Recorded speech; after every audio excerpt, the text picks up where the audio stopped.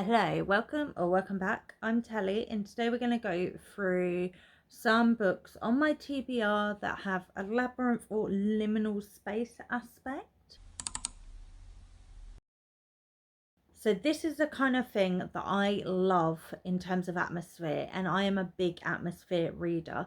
The idea of a space that you can't escape from, that makes no logical or physical sense. I love the idea of that, and they often are combined with a main character's like spiral into madness, and that's something I'm here for.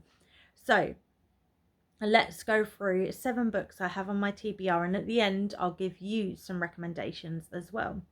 So starting off, and the reason that I decided to put this list together is Katabasis by R.F.Kuang. So this comes out at the end of August. This follows some students who have to go into hell to free their professor's soul because they need their professor to write them a recommendation letter. Something along those lines. It sounds so fun, and it's described as Dante's Inferno meets Piranesi, and this is a dark academia fantasy, and that's so many buzzwords. In fact, both those books will be featuring on this list as well, but I'm really looking forward to this. I've been enjoying R.F.Kuang's writing, and I just think she always has so many interesting things to say, and the way that she does it is just so compelling and so kind of out of the norm that it's just perfect.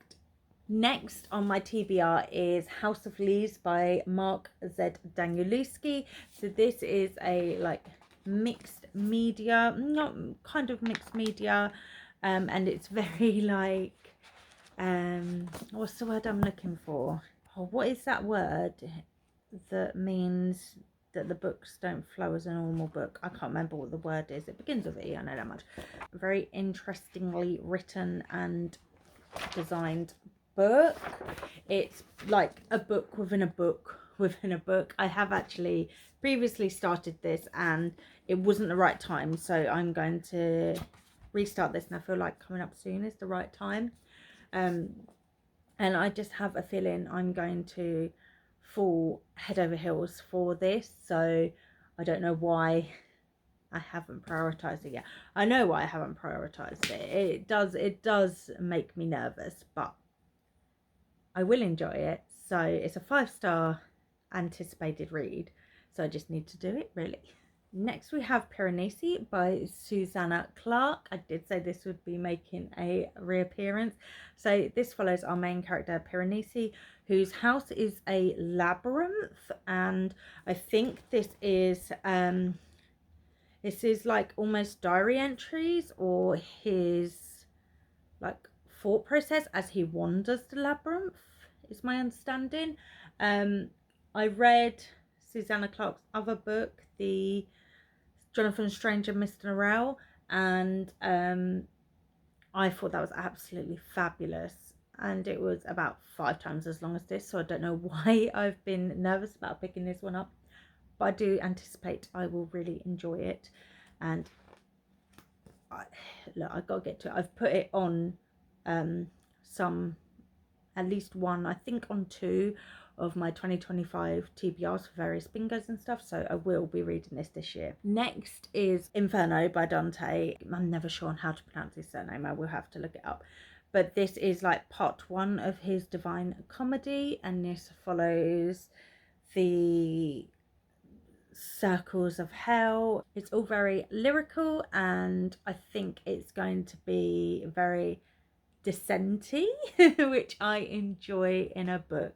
So I really want to pick this up. I've always been scared and like consider myself as not intellectual enough to read classic books, but I think that this is a book that I will enjoy, so I need to push past that like imposter syndrome and just try and read it, and then that's the best way to find out. Next is a recent release, The Staircase in the Woods by Chuck Wendig. So this follows 5 teenagers who are like on their summer holidays or something, and they go into the woods and they see a random staircase just in the woods, and one of them is feeling brave and decides to walk up the staircase, and then the staircase and that child like disappear, and I think they're trapped in a pocket of space that basically doesn't exist, a liminal space.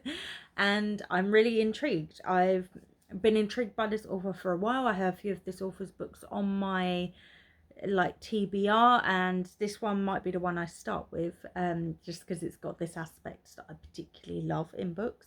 And then I have 2 short stories to finish off my TBR featuring this kind of atmosphere. I have A Short Stay in Hell by Stephen L. Peck.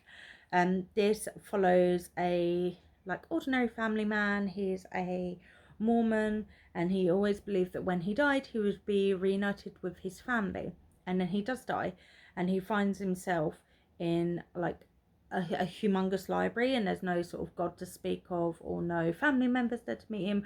It doesn't meet what he was expecting would happen, and then he finds a book in this library that he's in, and it contains the story of his life, and we go from there. So I'm quite intrigued. It's only 100 pages, so I should be picking it up. And then the last short story on my TBR is You Should Have Left, and this is by Daniel Kelman and translated by Ross Benjamin, and this is 128 pages, so it's again not that long, and this follows a family who are spending the winter in like the remote wilderness in the mountains in Germany, and I believe that they kind of get trapped in the house or something, and they have to like reflect on decisions they've made and what's led them to there, etc. Very much things that I want to read about someone hopefully spiraling into madness. And then let's do some recommendations from me that I think are really great at capturing this kind of atmosphere that I'm hoping the previous books may also be able to capture for me. The first is The Haunting of Hill House by Shirley Jackson. So this one has been adapted so many times, you've probably even seen an adaptation without even knowing it was an adaptation of this book. It's under 200 pages, but it really packs a lot into those 200 pages. Like Shirley Jackson just does not waste her word count at all. Every word matters in her books, and this is really good. So this was first published in 1959, and it follows a group of kind of unlikely people that are all invited to Hill House by a doctor, and he is a occult scholar, and he wants to prove with solid evidence that hauntings are real, and Hill House is supposedly haunted. So he invites a bunch of people from like different spectrums of belief, and we just watch what happens. They're stuck in this house, and the house very much makes it known that it is there. And yeah, just watching what happens to the characters is, I can see, once I read it, I could see so much influence from this book in media now, especially featuring haunted houses. So if you are interested in haunted houses, this one is one that you should definitely pick up. Next is The Starless Sea by Erin Morgenstern. I couldn't find my copy, but this is such a it's such an interesting book, and it's such a, it has a concept that's quite hard to explain, but we follow Zachary Ezra Rollins, who is a graduate student, and one day he finds a mysterious book, and it, as he turns it, it's got lots of different stories in it, and as he's going along he discovers a story that is very reminiscent of his childhood, and the more he reads, the more he realizes it's the story of his life. So he starts to look into it to find out how this book could even be, and it leads him on a discovery of trying to infiltrate or prove if this secret society is real. He goes to a masquerade party in New York with various clues of how he can find out what's going on, and then he gets pulled right into something that he never would have expected and never would have anticipated was real. And it's just so good, and the characters are so well fleshed out, and I just find the whole concept of book within books so amazing. And the story itself, the story that you're reading as a reader, does have chapters or like snippets from those stories as well, and it's just so twisted and just absolutely atmospheric, and yeah, very atmospheric. So if you are a fan of atmosphere in your books, this is one that you should definitely be thinking of. Next is one you probably would have heard of if you follow anyone on any book media, like any book platform that reads horror books, and that is We Used to Live Here by Marcus Kleber. So this was like a big sensation last year. It was originally a Reddit no sleep story, and it was loved and adored so much it got picked up for traditional publishing. Look at that. He has a new book coming out next year in May, I believe it is, called The Caretaker, and that also has an amazing cover, and I also cannot wait to read that. In this, we follow a young couple, Charlie and Eve, who have come across the house of their dreams. It's a bit of a fixer-upper, but they are so excited about getting on with it. And then one day when Charlie's at work, someone comes and knocks on the door. Eve answers it. She's quite a people pleaser, and it's a gentleman with his family who says, "Hi, I used to live here. Can I come in and show my family around?" And she says yes, because she struggles to say no and struggles to set boundaries. And the worst thing that she can do is let these people cross the threshold. And then Charlie, her partner, her girlfriend, wife, I can't remember if they're married, goes missing. And shit hits the fan. And this is so good. And this also has an added there's so much in it for the reader to discover. If you go on Reddit, there's so many things that people have been able to figure out, but there's all these like Morse code bits that at the end of the story, when you put them together, they make a sentence and stuff. So this is really fun. It gives me like House of Leaves vibes, but not as involved as House of Leaves was. So if you haven't picked this up, I do really recommend it. Next is episode 13 by Craig DeLuey.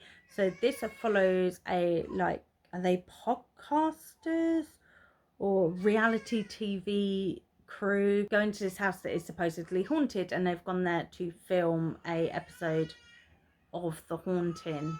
And the location was in the 1970s, was a place that was used for a lot of weird experiments, I believe. And the crew find themselves trapped, and it's scary. It's fucked up, yo.